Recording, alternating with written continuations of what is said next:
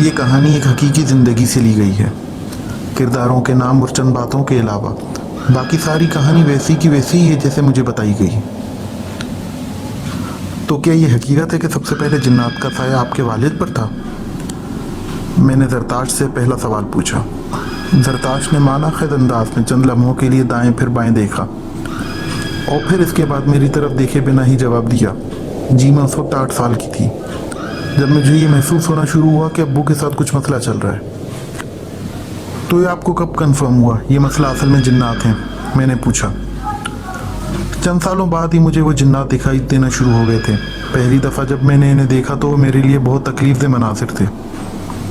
मेरे अब्बू अपने दोनों हाथों से अपना गला दबा रहे थे। मैंने अब्बू के पास जाने के लिए जैसे ही कदम उठाए तो वो खुद ब खुद मेरे कदम रुक गए। ये वो पहला मौका था जब मैंने जिन्नात नामी मखलूक को देखा। मेरे अब्बू के अंदर से धुएं की तरह कोई चीज़ निकली और मुझे देखते ही गायब हो गई। मैं बिल्कुल बुत बनकर खड़ी हो गई, इस तरफ देखती रही जहां वो धुआं गायब हुआ था। मुझे बार बार अब्बू के खांसने की आवाज़ आई। अब्बू नीचे फर्श पर पड़े मुसलसल खांसे जा रहे थे।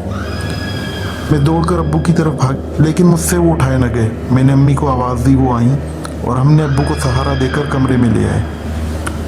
अब अब्बू को तकलीफ़ पहुंचाना इनका रोज़ का मामूल बन चुका था। मैं जब भी क्लास से वापस आती तो अब्बू के साथ कोई ना कोई हादसा हो चुका होता था, लेकिन जैसे ही मैं अब्बू के सामने आती तो वो अब्बू को छोड़कर चले जाते थे। मैं अब ज़्यादातर वक्त अब्बू के साथ ही रहना शुरू हो गई थी। अब मेरे अंदर जिन्नात का खौफ ख़त्म हो चुका था। वक्त गुजरता जा रहा था और अब्बू की हालत बिगड़ती जा रही थी। कोई दवाई इन पर असर नहीं करती थी, दवाइयाँ उन पर उल्टा असर कर रही थी। मेरा पूरा ख़ानदान कादियानी था तो माशरा हमें बिल्कुल भी कबूल नहीं करता था। हमें हर जगह पर अजीब नज़रों से देखा जाने लगा, अजीब रवैयों से पाला पड़ने लगा। मेरी जितनी भी क्लास फेलोज थी सारी मुझसे अलग हो गई और उस वक्त मैंने इस्लाम को पढ़ना शुरू किया और 6 महीने बाद मैंने खामोशी से घर में किसी को बताए बगैर इस्लाम कबूल कर लिया। मेरे लिए अजीब हैरत की बात यह थी कि जैसे ही मैंने इस्लाम कबूल किया अब्बू की तबीयत बहुत बेहतर हो गई।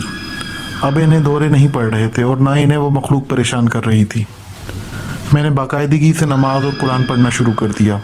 इस्लाम कबूल किए मुझे 2 माह गुजर चुके थे कि एक दिन अब्बू को उस बात की खबर हो गई। इस बात पर इन्होंने घर में बहुत बड़ा हंगामा खड़ा कर दिया और इन्हें झगड़ों मसलों के दौरान हार्ट अटैक हुआ। वो वफात पा गए।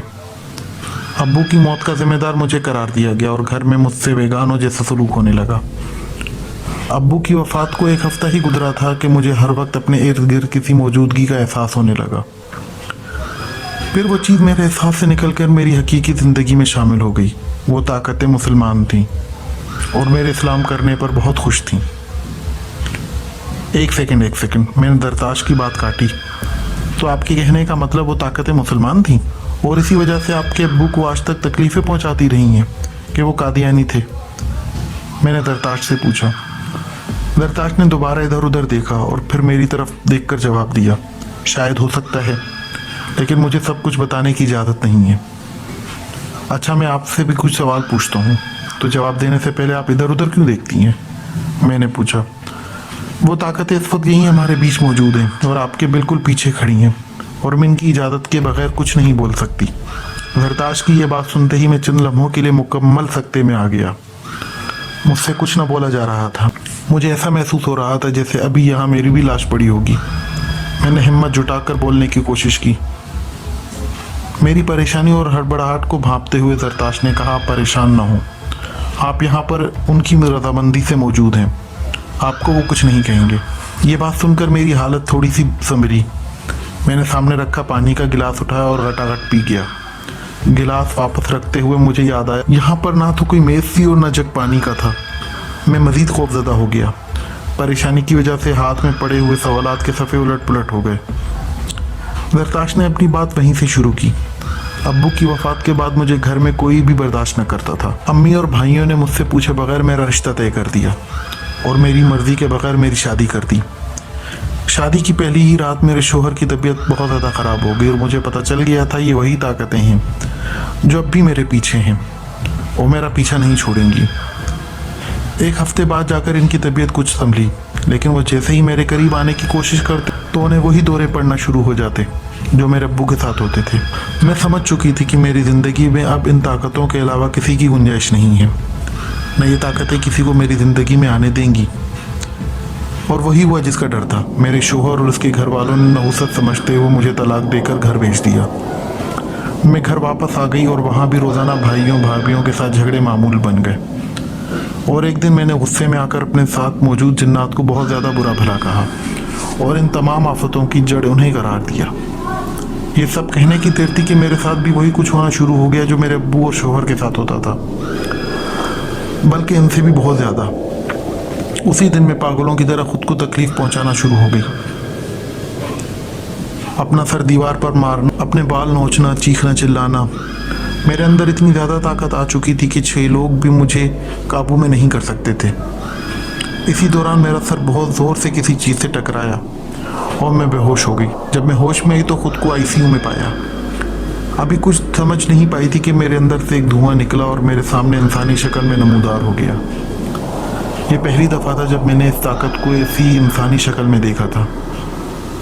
तो वो कैसे दिखाई देते थे? शक्ल सूरत के हवाले से हम इंसानों की तरह थे या अलग थे? मैंने डरते डरते जरताज से पूछा। जरताज ने अब की बार बहुत देर तक मेरे दाएं बाएं देखा। मुझे अपनी बेवकूफ़ी का एहसास हो रहा था कि मुझे ये सवाल नहीं करना चाहिए था। मुझे अपनी गर्दन पर कोई दबाव महसूस हुआ और मैं सर्दियों में भी मुकम्मल पसीने में शराबूर हो चुका था कि इतने में जरताज उठकर उस जानिब गई जहाँ जवाब देने से पहले वो देखती थी और थोड़ी देर बाद वापस आकर अपनी जगह पर बैठ गई। मैं इनका चेहरा चाहकर भी तसव्वुर नहीं कर सकती, न मैं आपको समझा सकती हूँ कि वो कैसे दिखते हैं।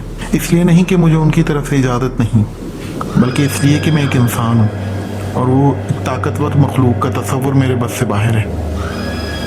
और वो इतनी ताकतवर मखलूक जिसका तसव्वुर मेरे बस से बाहर है। जब वो इंसानी शक्ल में मेरे सामने मौजूद थे तो उन्होंने मेरे सामने 2 बातें रखी। जरताज ने दोबारा अपनी बात बताना शुरू की।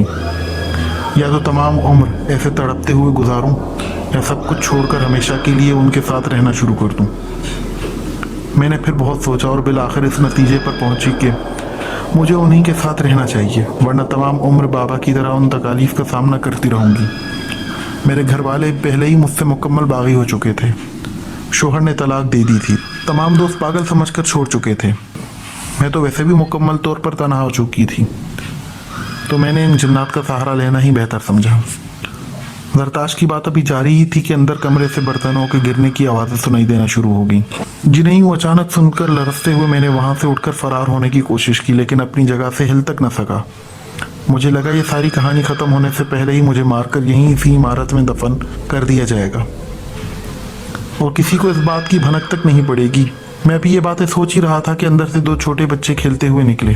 क्या ये बच्चे आपके हैं? मैंने बड़ी मुश्किल से अपना जुमला पूरा किया। जी, ये दोनों मेरे ही बच्चे हैं। जरताज ये कहकर उठकर बच्चों के पास चली गई और मैं ये सब कुछ हक्का बक्का बैठा देखता रहा।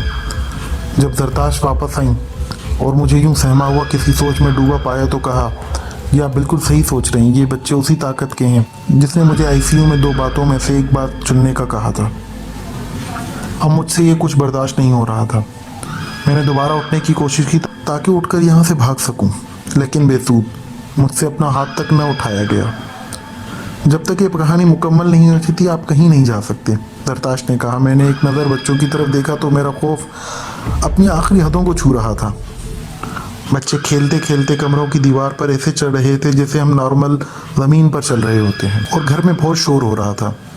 मुझे यूं बच्चों की तरफ मुसलसल नज़रें जमाए देखकर जरताज ने कहा, मैंने आपको पहले ही बताया कि इंसानों के बच्चे नहीं हैं, ना ही आम बच्चों जैसे हैं। ये बहुत ज़्यादा ताकतवर हैं। इसके बाद क्या हुआ? आप अस्पताल में थी? तो मैंने गला गीला करते हुए खुद को नॉर्मल जाहिर करने की नाकाम कोशिश करते हुए पूछा। उसके बाद मैंने सब कुछ छोड़ दिया, अपने घर वालों को, अपने रिश्तेदारों को, अपनी नौकरी, सब कुछ। अब मुझे 10 साल हो गए हैं इन ताकतों के साथ रहते हुए। मेरे 2 बच्चे हैं। मैं न कहीं आती हूँ न जाती हूँ। मैं अपनी ज़िंदगी से बहुत खुश हूँ, क्योंकि उसके अलावा मेरे पास जो ज़िंदगी थी वो जीते जी मरने वाली ज़िंदगी के मुतरादिफ थी। अब मुझे यहाँ किसी चीज़ की कमी नहीं और मेरी तमाम ज़रूरियात पूरी हो रही हैं। इन 10 सालों में कभी आप अपने घर नहीं गई या कोई आपका हमसाया आपके घर नहीं आया? या आप किसी ज़रूरत के पेश नज़र बाहर भी नहीं निकली? मैंने दरताश से आखिरी सवाल पूछा।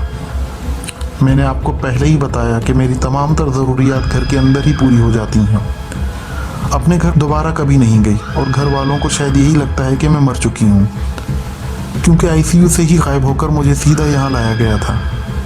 और बाकी रही हमसायों वाली बात, तो जब आप घर से बाहर निकलेंगे तो 10 कदम चलने के बाद पीछे मुड़ के देखिएगा, आपको इस बात का भी जवाब मिल जाएगा। घर से निकलने से पहले दरताश ने मुझे दोबारा माना खैर अंदाज में कहा, ये कहानी आप अपने रिस्क पर लिखिएगा। खुद पर मुकम्मल खौफ तारी किए घर से बाहर निकला। पूरे 10 कदम निकलने के बाद मैंने पसीना पोंछते हुए खौफ का मारे पीछे मुड़कर देखा तो चंद लम्हों के लिए बुत सा बन गया। ऐसा महसूस हुआ जैसे सांस भी नहीं लिया जा रहा।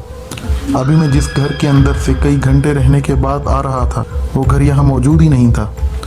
बस छोटे छोटे पत्थरों और लकड़ियों से भरा एक ज़मीन का टुकड़ा था जहाँ चंद परिंदे बैठे चहचहा रहे थे। अगला पूरा 1 महीना मैं अजीब सी हालत में रहा। हर वक्त मुझे महसूस होता जैसे कोई मेरे पास मौजूद है। इसी डर की वजह से रातों को सोना छोड़ दिया था कि कहीं नींद के अंदर वो ताकतें मुझे ख़त्म न कर डालें।